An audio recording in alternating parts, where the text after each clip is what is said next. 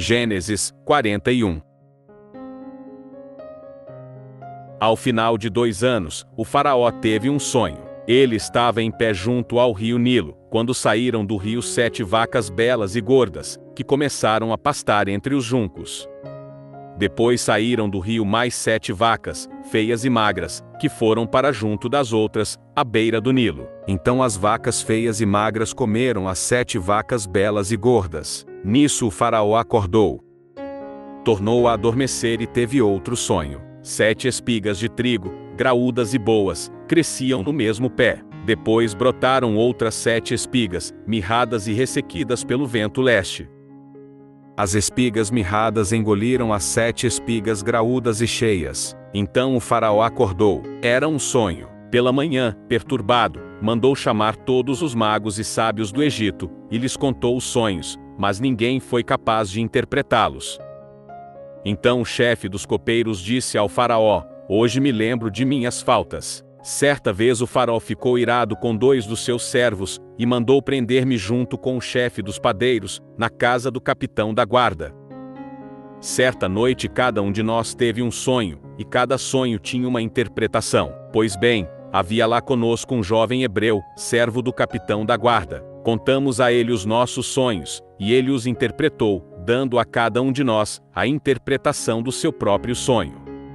E tudo aconteceu conforme ele nos dissera. Eu fui restaurado à minha posição, e o outro foi enforcado. O faraó mandou chamar José, que foi trazido depressa do calabouço. Depois de se barbear e trocar de roupa, apresentou-se ao faraó.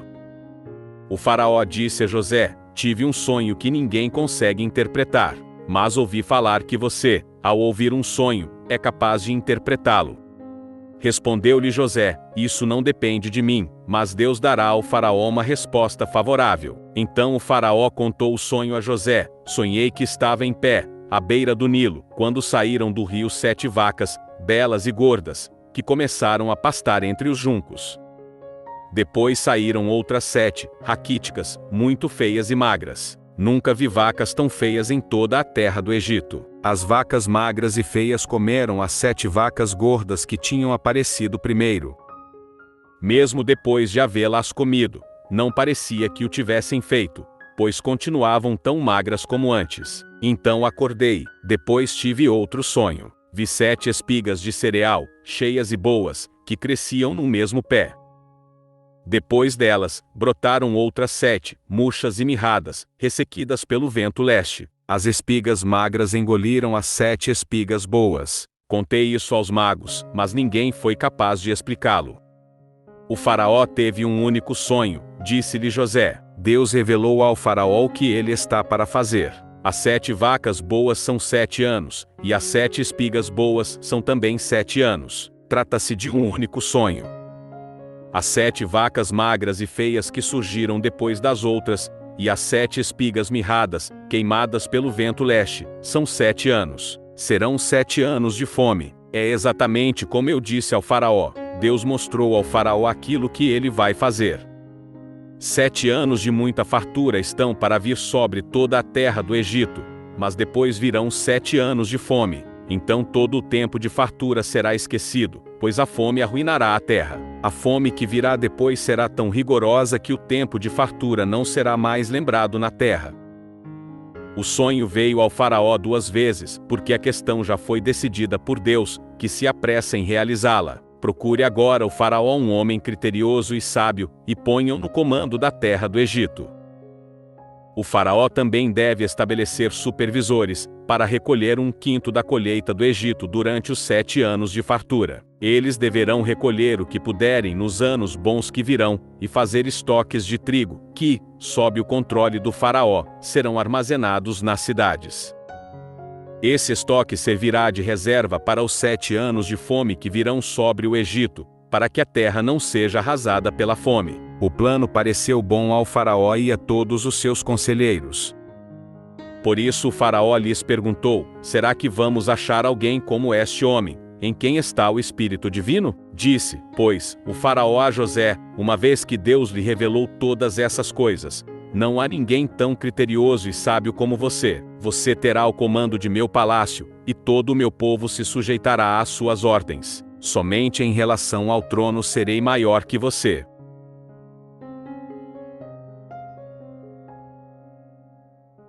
E o faraó prosseguiu: entrego a você agora o comando de toda a terra do Egito. Em seguida, o faraó tirou do dedo o seu anel selo, e o colocou no dedo de José. Mandou-o vestir linho fino, e colocou uma corrente de ouro em seu pescoço. Também o fez subir em sua segunda carruagem real, e à frente os arautos iam gritando: abram caminho. Assim José foi posto no comando de toda a terra do Egito. Disse ainda o faraó a José: eu sou o faraó, mas sem a sua palavra, ninguém poderá levantar a mão nem o pé em todo o Egito. O faraó deu a José o nome de Zafenate-Paneia, e lhe deu por mulher a Zenate, filha de Potífera, sacerdote de On. Depois José foi inspecionar toda a terra do Egito. José tinha 30 anos de idade quando começou a servir ao faraó, rei do Egito. Ele se ausentou da presença do faraó, e foi percorrer todo o Egito. Durante os 7 anos de fartura a terra teve grande produção. José recolheu todo o excedente dos 7 anos de fartura no Egito, e o armazenou nas cidades. Em cada cidade ele armazenava o trigo colhido nas lavouras das redondezas. Assim José estocou muito trigo, como a areia do março. Tal era a quantidade que ele parou de anotar, porque ia além de toda medida. Antes dos anos de fome, a Zenate, filha de Potífera, sacerdote de On, deu a José 2 filhos. Ao primeiro, José deu o nome de Manassés, dizendo: Deus me fez esquecer todo o meu sofrimento, e toda a casa de meu pai. Ao segundo filho, chamou Efraim, dizendo: Deus me fez prosperar na terra onde tenho sofrido.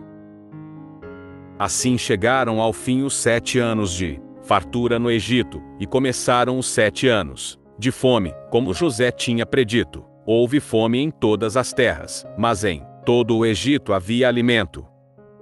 Quando todo o Egito começou a sofrer com a fome, o povo clamou ao faraó por comida, e este respondeu a todos os egípcios: dirijam-se a José, e façam o que ele disser.